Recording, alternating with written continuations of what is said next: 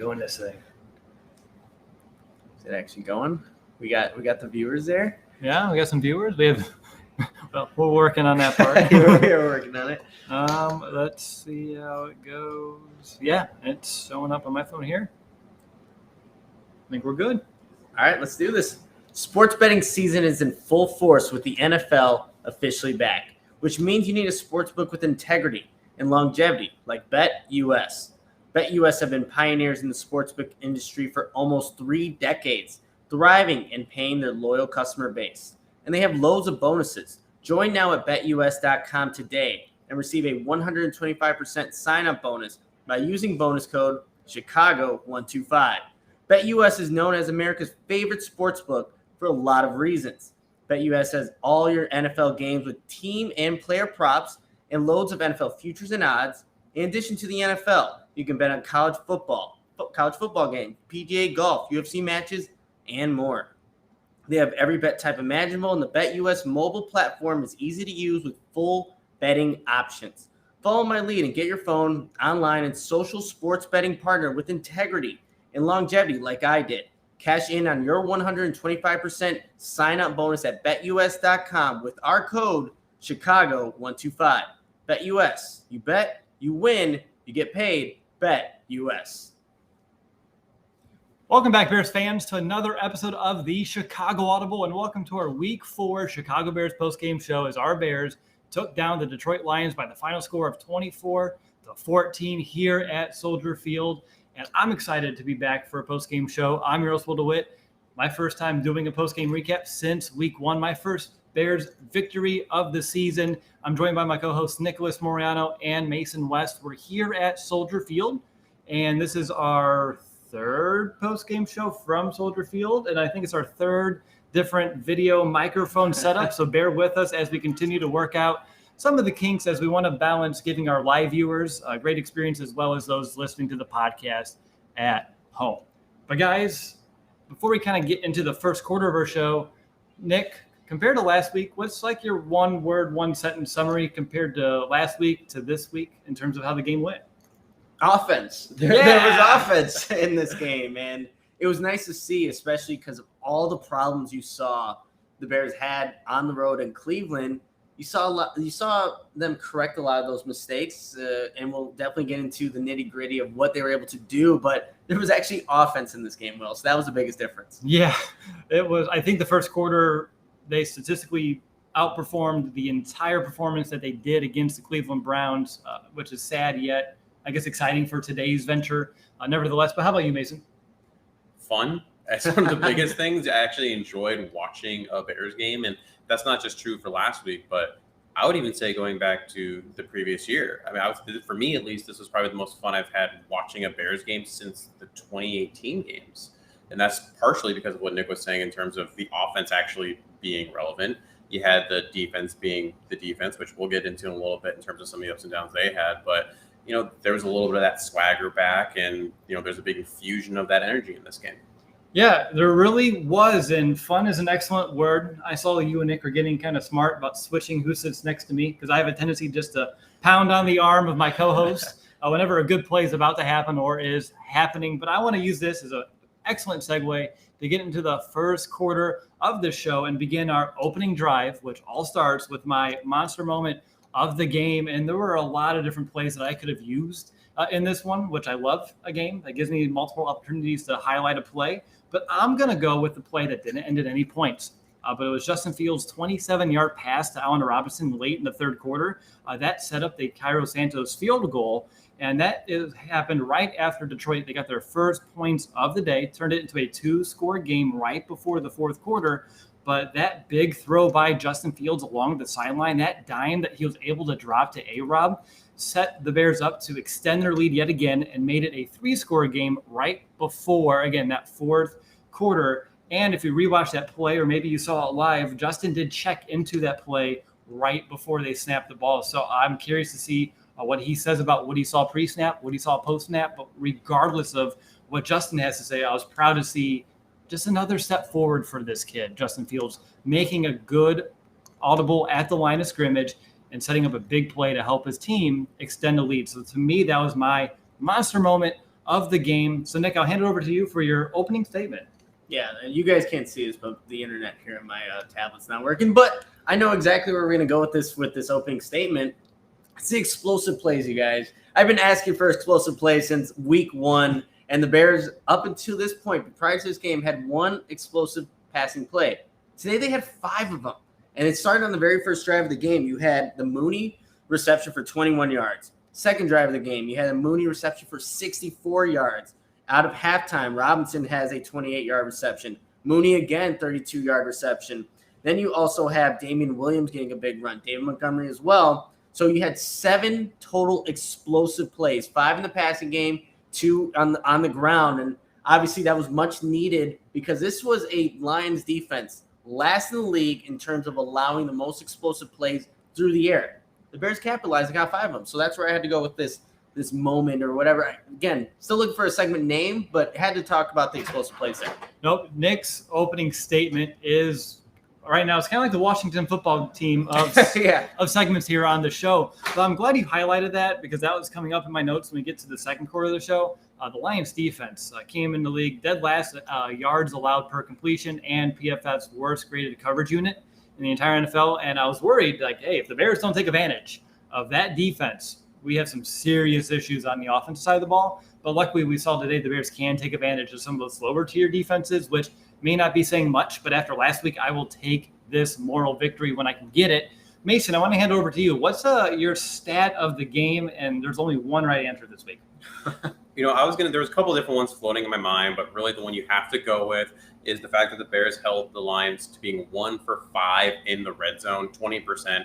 That's pretty astounding when you think about it. And every time, at least as a Bears fan, even with the defense we've had in the past, a team gets down in the red zone, like they're like, all right, let's settle for 3, let's get out of here. In a game like this, the fact that didn't happen was huge. Imagine if they were able to get 3 points in all those drives, it could have been a very different game. Yes, some of it was the Lions being the Lions, but some of it was also some of the dominance that the Bears were able to show. And sometimes it's about being in the right place at the right time. Yeah, exactly. And if you think about it as well, even if they score field goals on those 4 additional trips, it's a whole different ball game right now. So for the Bears on defense being able to not just force the Lions to settle for field goal attempts, they were getting the Lions off the field. And we'll talk about how some of this complementary football kind of came to be in all 3 phases here today as we go throughout the show. But guys, that wraps up our first quarter. And let's jump in right away to our second quarter of the show. Let's talk about this Bears offense. And as I said here at the top, they're a team that today got more yards than they had the entire game in just the first quarter. Same thing with first downs. They had more first downs in the first quarter than they had all of last week in Cleveland. Mason, I actually want to hand it right back over to you first. What's just like a bigger general takeaway outside of, hey, the Bears are able to score points, but what was something you saw from the offense that you wanted to highlight just in some general terms? I thought in general, they let fields be fields for the most part. You saw that combination of a heavy lean on the run game, which allowed the play action to work, which allowed those rollouts to work, and it allowed Justin to attack downfield. There were multiple times where I was almost blown away. You do a double take where it's like, wait, the Bears had a 30-yard play. It was almost astounding, and you pinch yourself because you don't believe it really is to be true. And you saw how accurate Justin can be and where that ball placement is. It's really amazing. And the fact that we saw that was pretty great. Darnell Mooney seems to really be a go-to for Justin, whether that's just because he's got more speed and can create a little bit more space. Robinson does tend to work a little bit more underneath at times. Didn't see a lot of tight end usage, which we can talk about a little bit, but I would love to see a little bit more of that. And again, heavy lean on that run game, which is imperative for a team that can't necessarily protect and keep the pocket as clean as you want it to be. Yeah, and speaking of heavy, Nick, early on in this game, and honestly throughout the vast majority, the Bears used a lot of heavier sets, some heavier formations, whether it be using 3 tight ends. Alex Barr's coming in as an eligible receiver multiple times throughout this game. I like the use of those heavier personnel sets here today. It's something I think they can utilize moving forward. What are your thoughts on that? Well, I think what you saw is the Bears were true to themselves and seeing what is the best way they can actually move the ball. The very first play of the game, they had 3 tight ends out there. David Montgomery gets a 9-yard run, and even on that first drive, they had 9 runs to a 3 pass ratio. And right now, Justin Fields is still learning. He's still learning this offense. He looked a lot more smooth operating it, but I think it's because you were able to lean on that run game. Actually, if you're not going to get your tight ends involved in the passing attack, you better use the guys that you can count on to at least create those running lanes for David Montgomery prior to his injury. So I think what the Bears did, and what you can also tell, and we'll definitely talk about this, they played to their strengths, and I think that's because of who was calling the plays. Because it was evident in this one, Matt Nagy on the sidelines, he wasn't looking down at his playbook. It was more so, hey, I'll look, kind of assess what's actually going on in the game.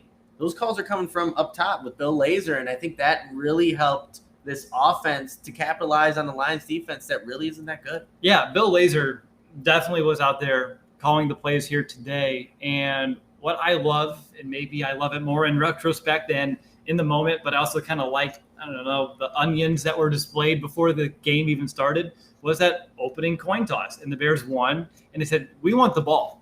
And for an offense that did not score a touchdown in 20 possessions, that's kind of bold. And I was like, oh boy, how's this going to turn out? And they marched 75 yards down the field, primarily leaning on Monty, leaning on Justin when they need to, but they were able to punch it in and kind of stop that drought. And I think it's a great way for an offense that has been struggling to find an identity, struggling to find success, to get out there and build some early confidence in this game that you can tell carried over from drive to drive, possession to possession, quarter to quarter, and half to half. So I thought that was a great way for the Bears to start it with the ball and run it right down the Lions' throats. And it all does kind of stem from that Bill Lazor style of play calling. The guys seem more energized, more comfortable, and at least compared to last week, just more, I guess, this energy throughout between the whistle. This one little brain dead there. Mason, I wanted to go over. I just can't process Bears offense when it actually happens. It's, wait, what is that? But Mason, what were your take so far on the Bears play calling that you saw today? I know it's only one game. It was against this Lions defense, but I still think it's easy to be impressed by what we saw. Yeah, there just was a better flow to the game. A lot of the play calls made more sense. And, definitely better use of formations, like Nick talked about, coming out right away with the 3 tight ends. And that carried on. You saw a lot more snaps from people like J.P. Holtz. I definitely saw, Graham out there more than I feel like we saw in other games. You have the same thing for Jesse James. Now, they weren't necessarily used, but at least now your formations, again, they make sense. There was one play in particular, nothing happened from it. It was that a touchdown attempt for Cole Kmet down the end zone. And, they motioned Kmet in, motioned him out, used the CRA as man-to-man, what's going on here. And then it was a corner route. Now, he, did he get held, got tripped up a little bit. Who really knows? Hard to say. I personally think it was pass interference, but just to say. but using him in that way just made more sense. It wasn't a lot of the stagnant, all right, we got 4 hitches across the screen. Like, why are we doing that? A lot of the routes we were trying to get first downs, amazing. They ran past the first down. Mm-hmm. It wasn't just right to it, and then hopefully making a guy miss and trip backwards over into a first down. So just again, the flow was just significantly better. At the end of the day, I already said this, but the leaning on that run game, letting Justin run, I would have thought they would have had a little bit more quarterback runs in there, like designed like you are running, Justin, versus the pure RPOs. That kind of hurt a little bit of my parlay that I had going on, so I'm a little salty about that. But otherwise, I'm okay. And what I think Lazor did that may be underrated was helping this Bears offense play ahead of the sticks a little bit here today. The first 4 third downs that the Bears faced, it was 5 yards to go, 4 yards to go, 8 yards, and then 2. This is the Bears offense that, at least last week, and honestly for the majority of the season so far, you're seeing them consistently in 3rd and long, but they're able to keep themselves in 3rd and a manageable, and that did help them sustain some of these drives here today. On the flip side, though, Matt Nagy not calling plays. I thought that I saw him being a little bit more engaged on the sideline than I have in the past, whether it be when the offense is on the field or even the defense. There's times when the defense is on there, Nagy's running up and down the sidelines, and I felt like just the engagement level was at a higher degree, which should help this entire Bears team when their head coach can be a little bit more aware of what's going on the field than keeping his face and his nose directly in the play call sheet. Anything you wanted to take away on at least Matt Nagy handing it over and how that can better this team, or what you saw out of that today? I think we've seen enough through Bill Lazor's play calling, even from the last couple games he did last year until right now, to where I think this is the best move for the Bears to actually have some kind of offense. Mm-hmm. Like, we've seen enough of Matt Nagy calling plays and just how that kind of goes for this Bears offense, how stagnant it can be. the historical lows that they can, achieve just like last week. But I think with Bill Lazor, he just has a better feel for the players that he has out there, what the strengths are actually on the Bears offense, and what they're capable of doing. Those deep shots, they weren't even being called, right. When Matt Nagy was there, just the couple games this season. So I think as the Bears are kind of seeing, obviously they're going to look at the good and the bad from this game, but Bill Lazor just brings a little bit more to what this offense is capable of. And they're still improving, no doubt about it. But I just think that if you keep him there calling the plays from the booth, you're going to see more out of this Bears offense than you will with Matt Nagy. It's already been a couple of years now, and it's just too inconsistent, too stagnant, and just too many games that are just not honestly acceptable. And Bill Lazor was able to correct a lot of the mistakes they had last week and, bring up 24 points here for this win over the Lions. For what it's worth, Matt Nagy said in his post-game presser that Bill did a great job calling plays. So just wanted to throw that out there as well. And what I think Lazor does so well, it's a combination of two things. One, schematically, he can get some of these guys open on those deep shots. They weren't all like contested balls. Or like that first big shot to Mooney, that was just that crossover in the middle of the field, wide open. And Justin was able to hit that. Mooney went up, made a great catch off of it. But also, Lazor, I feel like he knows his personnel set. He knows what the strengths and weaknesses are of the guys he has on offense to kind of play with. And he's leaning on those strengths and kind of trying to, avoid those weaknesses a bit. So I think it's a two-headed combo that can really help this Bears offense not just succeed here today like we saw, but also carry that on here throughout this stretch of games, which it's not easy. There's some tough defenses coming up here for this Bears offense as well. Mason, handing it over to you. You've talked about, hey, we use the tight ends more as blockers than receivers, but eventually these tight ends do need to get involved in the passing game. Do you feel like the Bears missed out on any opportunities here today? Were you disappointed? This was a Lions defense that was allowing tight ends to at least get 52 yards per game receiving, and I don't have the exact number in front of me, but I do know it was like 6 at one point. Yeah, absolutely.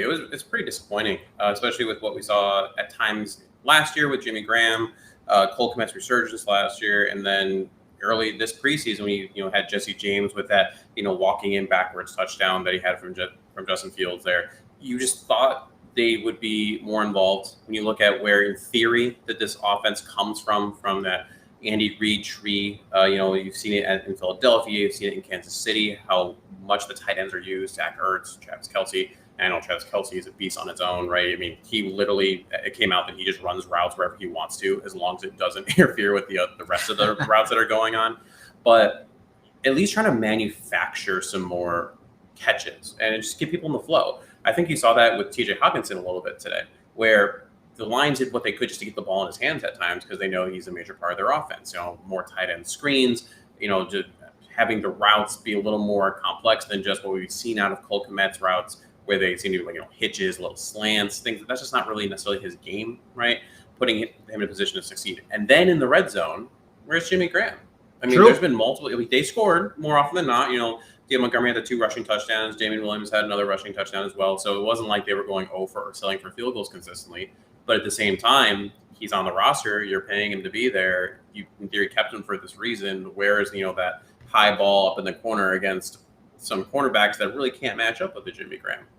Yeah, that's a really good point. So it's tight end is still going to be, I guess, a bugaboo for the Bears. Now to figure out exactly how to leverage this position. They have 5 on the team. I know 4 were active here today. Just for JP Holtz made a really good play on special teams, which I looked at you, Nick. I was like, yeah, that's right. That's why he's on the team. That's why they keep him around. Although he's not. He's out there in fullback a couple of times too. So he does have some value on offense too, as well. Let me make sure I mention that. Nick, I want to hand it over to you. And let's just talk about this Bears rushing attack in general here today. 188 yards on the ground. We'll talk about with Mason about David Montgomery's knee injury that took here in this game late in this game and get Mason's thoughts about what it could be, potential timetable and things of that nature. But I want to start at least with the positive, and that's the fact that the Bears were really able to, A, establish a run, and B, stick with it, and not just grind it down the middle, but they were getting to the edges and they were able to extend some of these plays and get some bigger gains on the ground, as you mentioned earlier in your opening statement. Yeah, I think the Bears just did a really good job committing to that rushing attack. Like I said, the first drive is primarily running plays, and when you get David Montgomery going, it's a lot where even if there isn't rushing lanes, people don't have necessarily blocked correctly. You see the fight and just the effort that he puts in every single play. I know on the one, it was his first touchdown, or maybe the second touchdown of the game. Well, we had a good vantage point. He gets hit at the 5-yard line. Yep. He gets hit at the 5-yard line, and then you see 32's in the end zone, just constantly moving his legs and obviously having his teammates to help him push him forward into the end zone. When you have guys that run like that, you just want to block a little bit more. You want to hold on to that block a little bit more just so you can give a guy like that a chance. And, we'll definitely give it to Mason to talk about, the injury, but that definitely helps when you're trying to gain yards on a defense that, we talked about in the previous show, maybe the Lions defense was a little better at stopping the run, but today the Bears are able to do what they wanted in terms of getting ahead of the chains, and that was a big thing for them. When I noted there was one offensive penalty all game for the Bears, and that didn't put it behind the sticks. They were able to commit to that run game, I think. And Bill Lazor with calling plays, he's not afraid to keep calling the run. So when you add all that up, I think that equates to a productive day, the 188 yards. And Mason said it, there was only really one. Justin Fields accounted for 3 rushing attempts for 9 yards. So he wasn't a big factor in it, but the Bears were still able to have success on the ground. Yeah, they were. And this was a Lions defense that last week did a really good job of stopping the Ravens, including Lamar Jackson, on the ground. So I just want to give a testament to Bill Lazor, David Montgomery, the offensive line, for really sticking with it and showing that they can run this football. And as we all know, a rookie quarterback's best friend is a run game like we saw here today. And we'll talk about Justin Fields soon. But Mason, I want to hand over to you. I know you were up in the box when Montgomery went down. You whipped out the binoculars rather immediately, I might add. That was a pro move on your end, and you're seeing what they were testing down there on the field. You saw a replay of it online.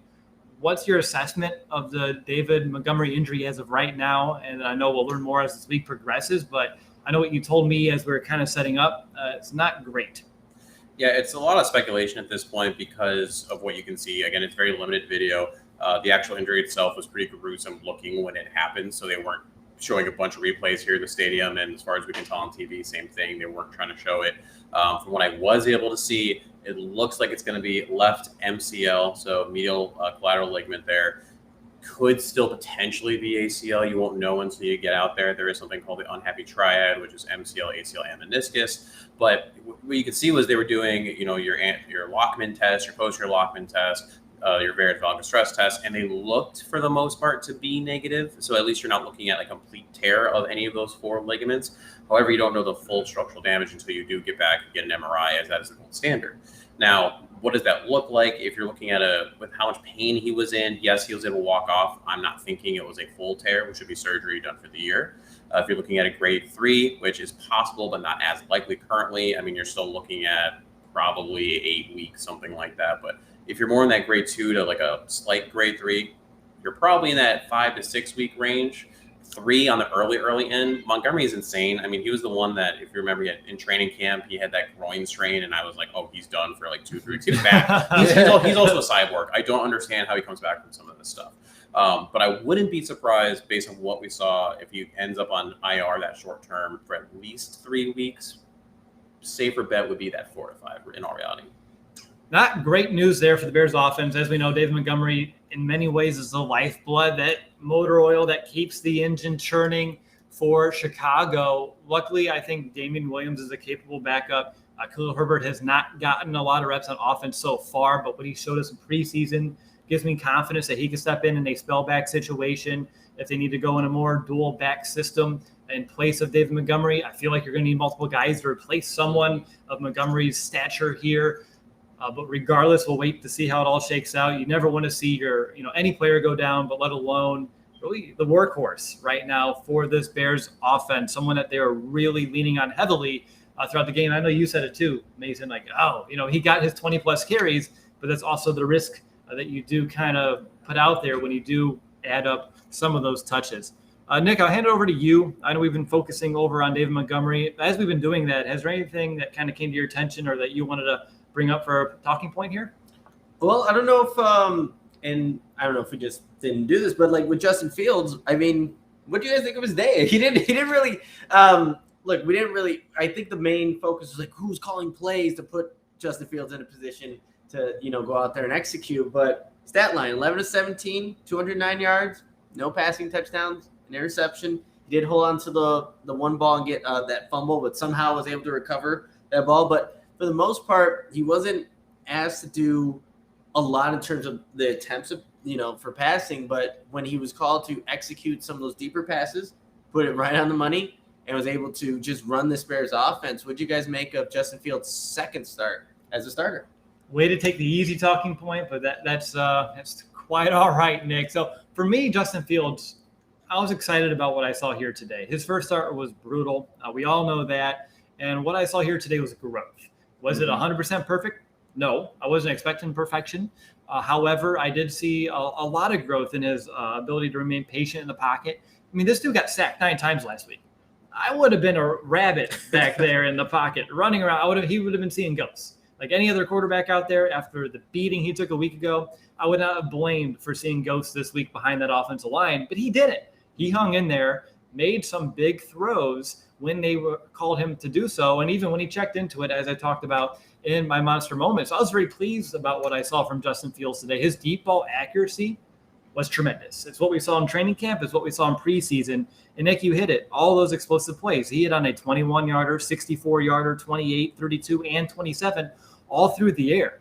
And this is an offense that's been lacking in explosive plays. And with his arm, his ability to remain patient in the pocket, we saw those come to fruition here today. So I was pleased. I was glad to see the growth, and I'm excited to see what he can do. You hit on those mistakes, whether it be the interception. I know that was tipped at the line of scrimmage, but those are also things you have to look out for as a quarterback. And he does need to work on protecting that football a little bit better in the pocket too when he's trying to avoid some of that pressure. He is leaving it slightly exposed, and that's why we're seeing some of these fumbles. But heck, he is a pro at recovering his own fumble. But to me too, that's also a very risky situation for a quarterback to really have to fight for those. So we want to limit those opportunities as much as possible. How about you, Mason? You guys hit on a lot of the high notes, so I'm going to have to be the Debbie Downer and hit on some of the low part for me. I want to see him throw a touchdown. Yeah. Like there's just a couple of quarterbacks in history, and there's receiver. There's multiple positions where they don't get in the end zone, and you're kind of waiting, like, when is that going to happen? When do you get that monkey off your back? Until that happens, there's just this kind of lingering thing out there. Is Justin ready? Or is this just a run heavy? He just happens to get the ball out kind of an offense. We want to win because of him, not just with him kind of a thing. So I want to see him get that touchdown. Just give me that one and then, break that streak of not having any. If Kmet didn't slip / get held, that looked like a good ball. I thought he would have had one there as well. But I agree with you, Mason. I think we all want to see Justin score. Although I was proud of this offense. We were able to run it in as well as many times as they did here today. How about you, Mason? Any other talking points on offense? I think for the most part, we hit what we needed to on offense. I am also still curious what will ultimately happen with Allen Robinson as things continue. He's definitely seen not necessarily an afterthought, but definitely not an option number 1 because that's Montgomery. Not option number 2 because that's Darnell Mooney. Is he option number even 3? I mean, I haven't looked at his targets this game, comparing him to like Marquise Goodwin or anything like that. It's where does he fall in that? Does that affect his potential long-term time here as a Bear? And is that still wide receiver 1 territory? I know many people have argued because wide receiver 1s make the biggest plays at the biggest times, and there's been times when he hasn't. He's dropped a jump ball in the end zone that he was supposed to, things of that nature. So that's a storyline I think that's going to be really interesting moving forward. Yeah, he had 3 targets today, caught all 3 of those balls, 63 total yards. But that was second on the team. We didn't get a lot of the target share. Darnell Mooney at one point had every Justin Fields throw, so really caught his attention. But he was open. He was able to make most of those opportunities as well. And I know Damian Williams pitched in as a receiver coming out of the backfield. I really like that little design and that swing pass to him. It's kind of like that screen play as well, getting him over to the perimeter, make a guy miss and get upfield. But, Nick, I think you put your finger up when I said any other talking points, so I feel like you got one. Just one. It was a Justin Fields play that I think was maybe more – obviously the throws are great, but it was just the 3rd and 4th play on the very first drive that they had where he gets the first down with his legs. It's like what he did, though, he didn't immediately run to the right side of the field and turn the corner and get the first down. He surveyed the field, saw nobody was open, and then he's like, well, I have 4.4 speed. Let me use it, get to the right side, and get that first down. Obviously, that's not something that Andy Dalton can do or, previous quarterbacks can do. It's just something that Justin Fields has. But what I like the most about it is that he gave his receivers enough time to get open. Good coverage by the Lions. And then he takes it himself to get the first down. The Bears get a touchdown the next play with David Montgomery. So it's like those types of plays you talk about growth, Will. Like that's what it's going to take. He needs to see what's out there, make the correct play, make the right decision to take it when he needs to, and go get that first down. So we did see growth from Justin Fields, and I think just how his mentality is, you'll continue to see growth because that's just who he is. And if he keeps getting these opportunities to start, we'll see what ends up happening with Bill Lazor as a play caller. Fields kind of turning it up a little bit. It'll be an interesting conversation for down the road. Yeah, and we talked about growth from last week to this week. I thought we did see growth in this game too. Mm-hmm. That interception that we're talking about came right before the half. And then the very first drive that the Bears had on offense in the third quarter, that's when you see him hit Mooney and immediately followed up with a deep shot to Allen Robinson. So he was able to take that bad play and turn it into a positive, and the Bears ended up scoring a touchdown with Damian Williams at the end of that drive. So it was yet another, display of Fields' ability to grow within a single game.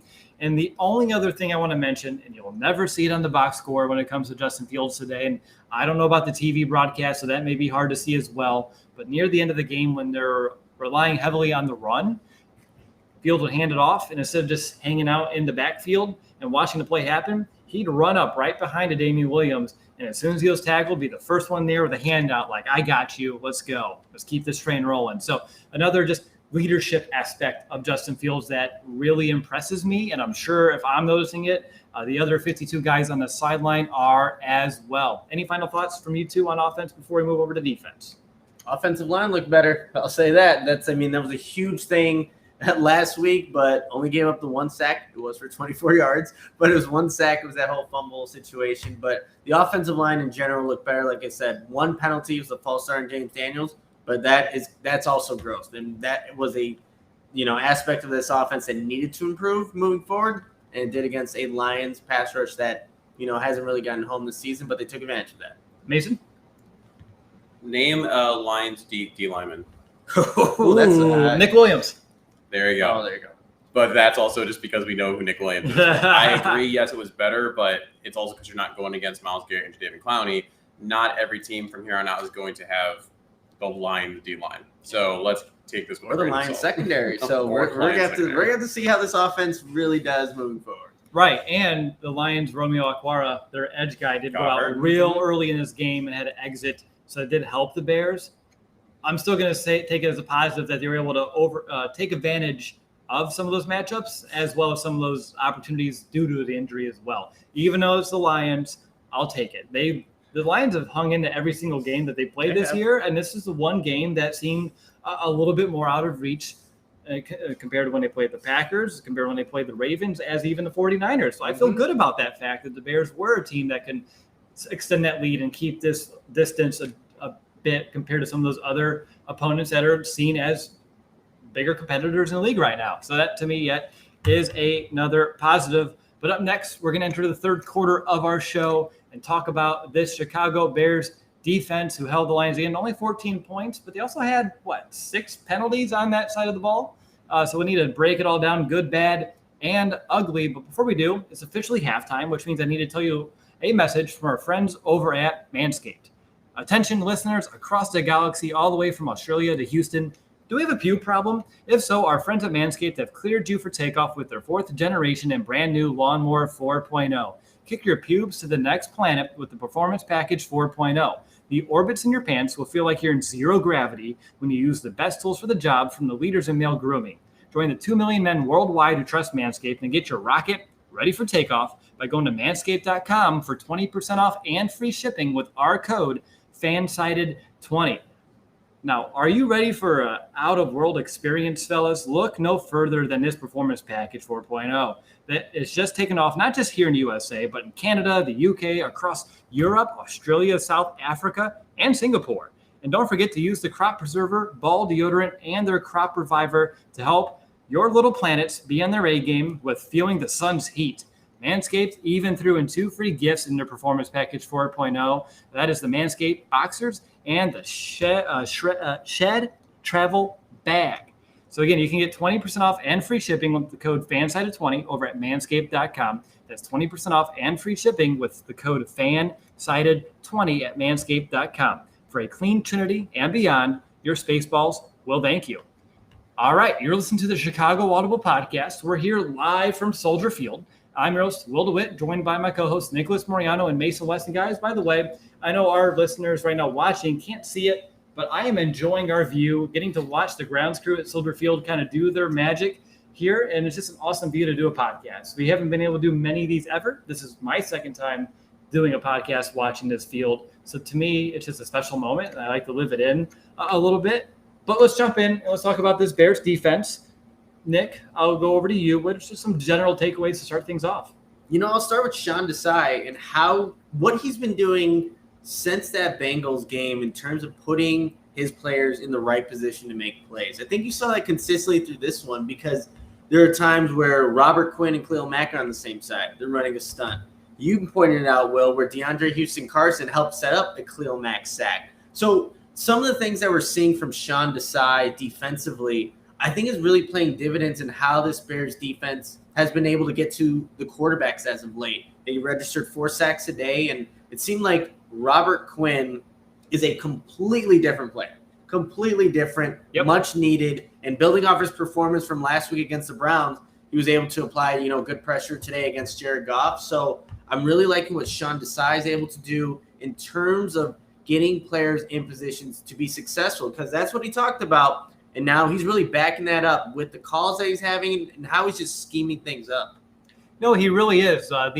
Using DeAndre Houston-Carson, coming in like a dime package and lining up near the line of scrimmage, looking like he was in coverage, and then he was showing a blitz. And all he really did was do a little screenplay, get in the way of the tackle trying to block Mack, and he was able to loop around and get that easy sack. I mean, that's cool. Like when I see DeAndre Houston-Carson in the game, I'm expecting him to drop in coverage. So that's a good way to break a tendency and set up your playmaker for an easier play, and able to work in the Bears' favor there as well.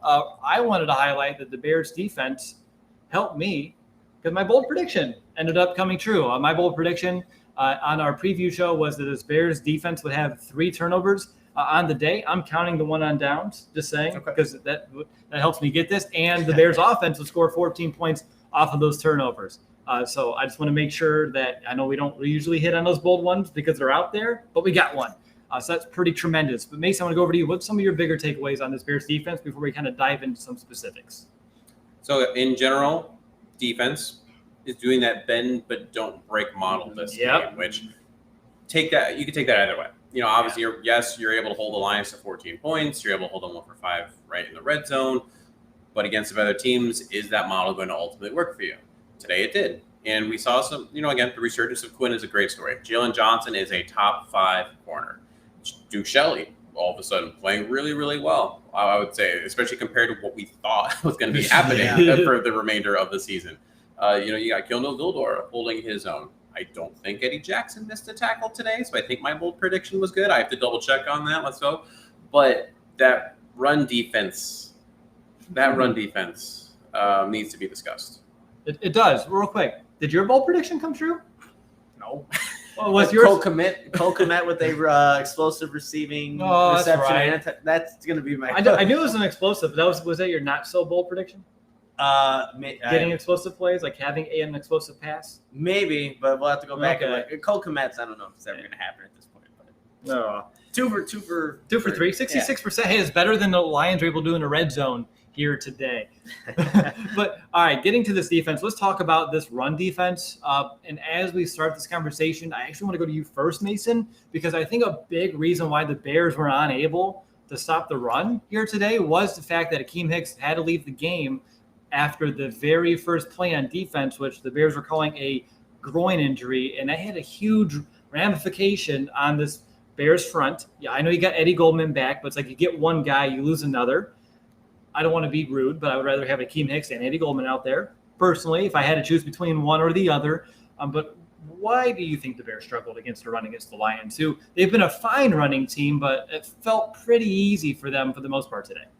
Well, you have to look at the way that some teams are blocking their runs more, right? So you have an Eddie Goldman, he's just stuffs the hole. Will take up 2 guys, maybe even 3, depending on how the play works. Versus an Akeem Hicks that not only they have to double team him, but he aggressively attacks the hole. He doesn't just take up space. He takes up space and then goes and gets the ball. And when you lose someone like that, and the athleticism of Hicks is astounding. When you watch what he can do, how he can move off his base and still contort his body and make that, tackle for a 1-2 yard gain, that's huge. What you saw today was not everyone's Akeem Hicks, right? Yes, Bilal Nichols is able to do a decent job. Eddie Goldman is able to eat up those blocks, but they don't have that pure combination of both power, speed, athleticism that he does. So when you lose someone like that and you have just now a more traditional run defense, it's much harder. Your linebackers, they can't just flow and attack like they used to because no, you're not going to maybe double team up Bilal Nichols. Now you have an extra lineman to go up to that second level. So now you can go ahead and take out an Ogletree or Roquan Smith or something of that nature. So Akeem Hicks is imperative. If he's going to miss time, that's going to be a big hurt. It really is. And, when you look at what the Lions were able to accomplish, 90 yards on the ground on 25 attempts, that comes out to about 3.6 yards per rush. Nick, it felt like it was worse watching it than it actually looks on the box score. I think it was because the Lions kept on getting into Bears territory, right? So you guys talked about the red zone stats, but I think that's why it made it feel like it was worse. For me, it felt like the Lions, the middle of the field was kind of open. Some of those receptions that they were getting, whether it was a TJ Hawkinson or, Raymond, blanking on his first name though, but Khalif Raymond, he seemed like he was wide open. And there was a couple coverage busts down again with Deion Bush and I don't know who he was talking to Eddie Jackson. But for me, I think the rushing attack, even though it was only about, like you said, 3.6 yards per carry, it's because the Lions, they were in Bears territory for a large majority in that first half for the drives that they have, but they couldn't punch it in. So I think that when also Eddie Goldman, he wasn't playing the full snaps. He was coming in and out. You saw Tonga was in there. Right. You saw Angelo Blackson was in there. So I think they're trying to get acclimated to how they're going to do this on what was a pitch count, it seemed like, for Eddie Goldman. We'll have to see what the snap counts come out to. But, depending on what Akeem Hicks does in terms of his health, because he left this game, and then when Eddie Goldman starts to get acclimated, Will, you had the first game. It's his first game in 651 days. First game for Eddie Goldman in almost 2 years. So it's been a while. I'm going to say it's been a while. So I think we'll see. We're really going to see once this obviously they have the Raiders next week who have a pretty good running back there in Josh Jacobs. So they're going to really be tested. But I think a big part of it, if they're able to stop the run moving forward or want to be successful, they need to have Hicks healthy. They need to have Goldman playing to, a normal kind of game like he was prior to him opting out. And then I think we could see where this rush defense really will be. I want to turn it over to you, Mason. Both inside linebackers today had serious, busy afternoons here. Alec Ogletree led the entire team with 12 total tackles. Roquan Smith right behind him with 10. I feel like, Nick, you said it multiple times throughout the game. Like, every time you look up, there's Alec Ogletree. That dude is literally everywhere. And, Mason, you had a point that I wanted to at least give you the floor here in the podcast if you're open to it. And that's the fact that Ogletree, he may not be allowing Danny Trevathan to come back here anytime soon. Danny Trevathan might be out of a job. And it's crazy to think, Alec Ogletree, he was in with the Bears for a tryout previously. They were like, all right, thanks, but no thanks. We'll call you later. And we know the story that he just was here visiting Quinn to watch his sister in the Olympics. And one thing led to another. He gets on the field, kills it in training camp, slows down as you would. And then he has done nothing to make you think that he shouldn't be out there. Every single week, he is making the tackles he needs to make. There's always at least one or two plays where you say, oh, okay, all right, Ogletree, I see you. And we had reservations with Trevathan, right? Trevathan did get off to that slow start last year. And then when he did come back, it wasn't amazing. It was just enough to be like, okay, Danny's getting there. We're okay with it. And then you have this, preseason where he's out for a while. He tries to come back for one game. He has that great play, and then he's out again with a knee injury. Do you mess with a good thing? I don't know that you do, especially when the conversation going into next season was, was always also going to be, do you bring a Danny Trevathan back, and what does that contract look like, and things of that nature. Alec Ogletree really might be playing Danny Trevathan out of job. And, I talked about all the tackles that he had, but I think my favorite play that Ogletree made here today was that end zone that I'm staring at right now is a 4th and goal, and Goff threw it to the back of the end zone, and Ogletree went up. Ooh. Like, he used his vertical to get as high as he possibly could to get his fingertips on that ball, and that was just enough to make it sail away from that Lions receiver, and the Bears were able to turn that ball over on downs and give it back to Justin Fields and the offense. So Ogletree, not just making plays against the run, not just being there, but he's also a guy who's making some big plays in some clutch situations and doing things that you don't see Danny Trevathan make that play. You don't see him have that athleticism to make a play on the ball like that. Danny can do a lot of things well, but that's not one of them. Nick, anything you wanted to add on this conversation? Seems like you're kind of pining to get in here. Well, it was really early on in the game, and this literally means nothing, but Alec Ogletree was, I think the tight end was trying to block him. And similar to how Khalil Mack slammed Tristan Wirfs here at Soldier Field against the Buccaneers last season, Alec Ogletree did literally the exact same thing. He got him with the one hand and slammed him. I'm like, Alec Ogletree's out here slamming people. And then he goes on to get maybe, I think, 11 more tackles throughout the rest of the game. So he ended up playing phenomenal, but he has a good feel. He knows how to just, I think, scheme up the tackle too. There was one down here nearing the Bears end zone and just lifts up the running back, takes his feet from under him and drives him into the ground. So Alec Ogletree does everything you want to see out of a complimentary inside linebacker to Roquan Smith. So he's going to be there in position of, bat down passes in the back in the end zone. He's going to make tackles. He's going to slam people on the ground. So Alec Ogletree, like Mason said, is outplaying or just keeping the job from Danny Trevathan. So that, I think, is obviously a very good for this Bears defense. No, it really is. And Roquan, too, I mentioned all the tackles, but there's one play that he had where he was lined up against Hockenson across from him and over in the slot. And he gets Hockenson right into the dirt. And then, I have no one else to cover. Sees DeAndre Swift coming out of the backfield. You know what? I'll take him as well. I don't think that was the play design, but he's able to get an extra body over there, force Goff to throw that ball a little higher than he wanted, sails out of bounds, and another way to stop that drive. So those inside linebacking tandem, as Mason, you said it, if it ain't broke, you may not want to try to fix that one. We'll see how it all shakes out, but right now I would love to see Ogletree out there on the field as much as possible, and in this particular instance, over a Danny Trevathan. Talked a lot about this Bears run defense. I know Jared Goff entered this game not really pushing the ball downfield too much. I thought he took a little bit more chances downfield than I expected he would. But how do you think the Bears kind of held up? Obviously, overall, pretty well, but anything you wanted to highlight?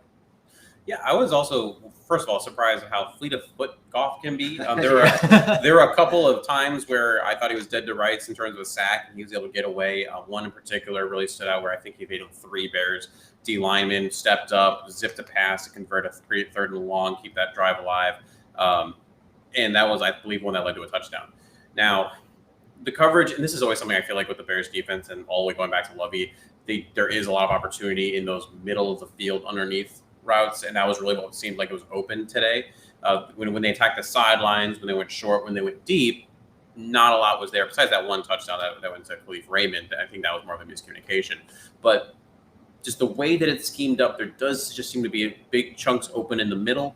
It's going to be interesting to see as we go forward how that goes, because again, Jared Goff is not someone you're terrified of as a quarterback, and if he's able to do that, how are some of these other quarterbacks coming up going to look? I know Derek Carr gets a lot of flack, but he's, I would say, better than Jared Goff in my humble opinion. You got Aaron Rodgers on the schedule, you have a Kyler Murray down the road, all these other quarterbacks. So the Bears have to be concerned about that middle of the field.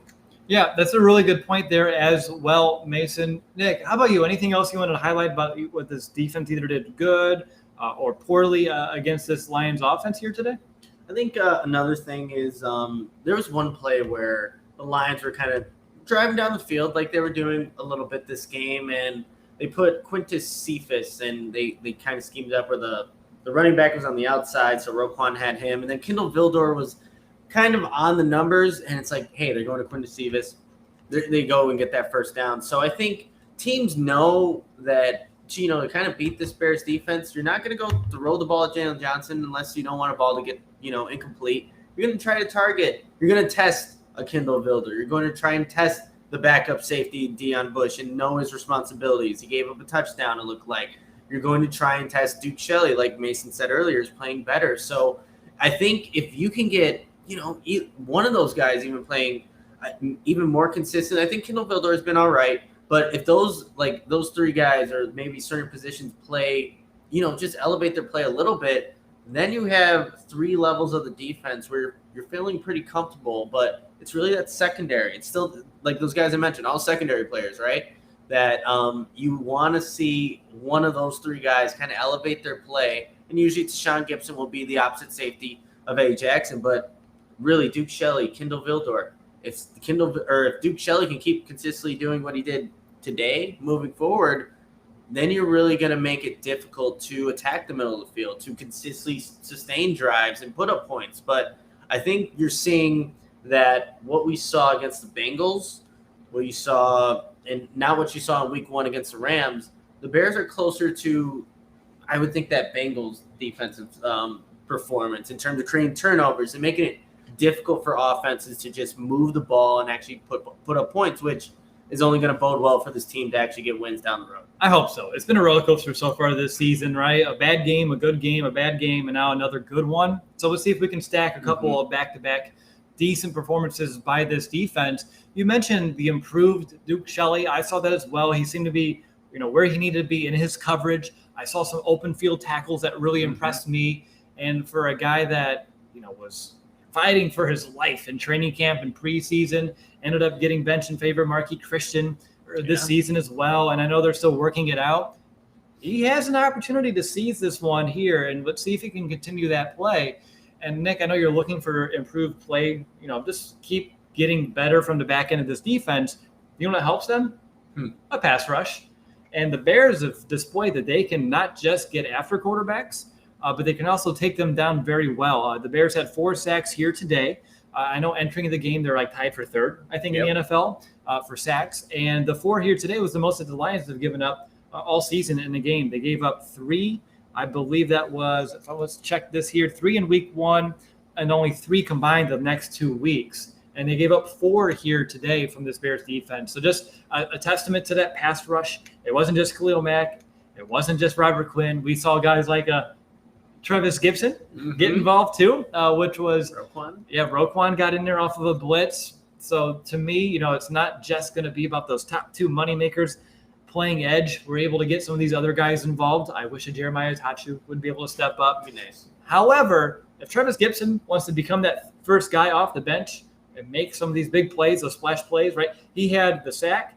Then he also had that strip, that fumble as well on Jared Goff that bounced right back to Goff. He was able to keep running with it. But still, 2 big plays by Gibson, who was a big preseason standout. Didn't get a lot of playing time here today throughout this week, but here today was able to turn that around. So Gibson got his first career sack. He got himself a fumble.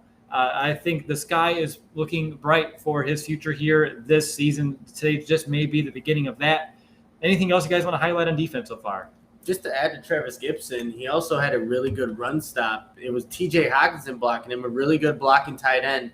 Literally bench pressed T.J. Hockenson off of him, moved him out of the way, was able to get a tackle on the running back only for a 2-yard gain. So you're seeing all facets of really Travis Gibson's game coming to play here against the Lions. It's a good team to try to test things out and to have a good performance on, but Travis Gibson really showing what he's capable of and maybe even capable of doing more if given the right opportunities. How about you, Mason? The NFL really is a week-to-week league. The first half of that Browns game, I thought that the Bears defense looked pretty good, and that it was more about them wearing down because the offense wouldn't let them get a break. Versus during this week, it was like, why the heck is Williams averaging after the first quarter 4.2 yards per carry? Why is DeAndre Swift averaging 4.0 yards per carry? And wondering what's going on here. You never know what's going to happen in the NFL. You don't. And unlike last week, the Bears offense helped this defense because they were doing a real poor job at stopping the run.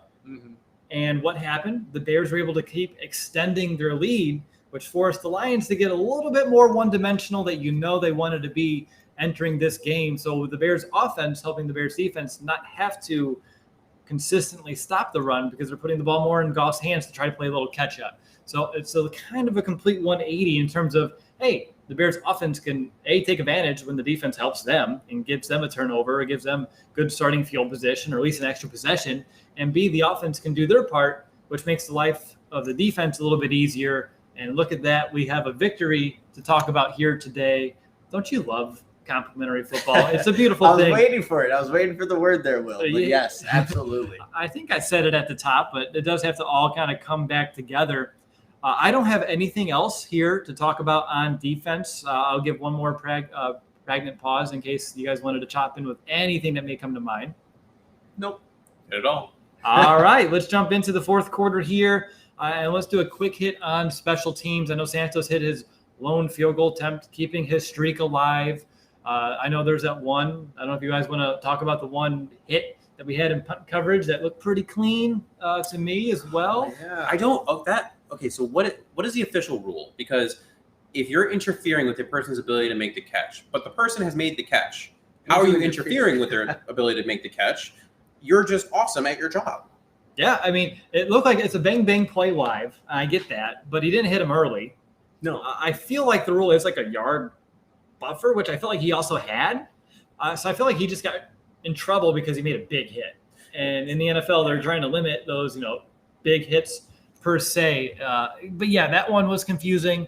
But if I want to look at like a positive that I can talk about a player specifically here on special teams, it's Caleb Johnson, who popped a couple of times in those kickoff coverages, making a few different tackles in that element too. And for a guy that was an undrafted free agent, the Bears keeping that extra inside linebacker for that special teams ability, I thought he proved a little bit here today that he can be a vital part of the third phase, one of those core special teamers that they can continue to build around here in Chicago. But he was a standout for me. Is there anything else on the third phase that you guys wanted to hit on? The one other thing I would be interested in seeing, and I'm maybe not even concerned, is right. So Khalil Herbert didn't have a lot of chances to return. He had that one that was about 32 yards, I believe it was. If I had to put my money on it, if Montgomery misses substantial time, I see Herbert more as a replacement for Montgomery just because of how he plays compared to even a Williams. Because Williams really is, I feel, more of a third down back. So if that happens, does Herbert still do as much of the kick return duties if he's getting that heavier load on offense, especially if he is more of the prototypical first and second down back? That's a really good question. And we'll see. I see Deion Bush, even though he's starting on defense, he's on a kickoff coverage team. And then as soon as he makes a play, he loops around and stays in the huddle. Yep. I would feel like they would not give up Herbert's kick return duties just because he's been so good at it. I get why you're posing that as a potentiality for the Bears here. But I personally wouldn't see them doing that just yet. Nick, how about you? Anything on special teams that you wanted to mention here today? Nope. Well, we can move right on to the final. Cool, which means you need to call an audible. Anything you want to change? David Montgomery's injury. No, I think what the Bears did offensively is like what we're looking towards them doing moving forward in terms of, I would just say, improving as an offense. So I think really, I mean, other than just how, you can't change injuries, right? And we had someone at the door there. But I'm blanking on what I would call as an audible here. It's a good game. I was also struggling a bit. You know what? Actually, look, in the second half, the Bears scored 10 points, right? I think Mason and I, we were kind of talking about it. Like, it's despite them feeling like they had this game won, it was still just a 10-point game, right? I think the Bears, and not that they really needed to in this game, but it's like when you have the opposing team not able to score and not capitalize on red zone opportunities, you just want to see the Bears put up those points, continue to put up those points. And I know they had 47 total yards last Sunday, and this is a huge improvement. But when you have the opportunity to put a team away, we've seen what the Lions have been kind of capable of sticking around just long enough. So I guess the audible is if there are more opportunities to really put up those points. And I think for the most part in the second half, Detroit did better things defensively to limit that. But if there are those opportunities, you take them, because a team like that sticks around, gets confidence, and then, it's a one-score game, and they lose on a 66-yard field goal like did the Ravens. So that would be the one thing that I can think of on the spot. Okay. I was going through the play-by-play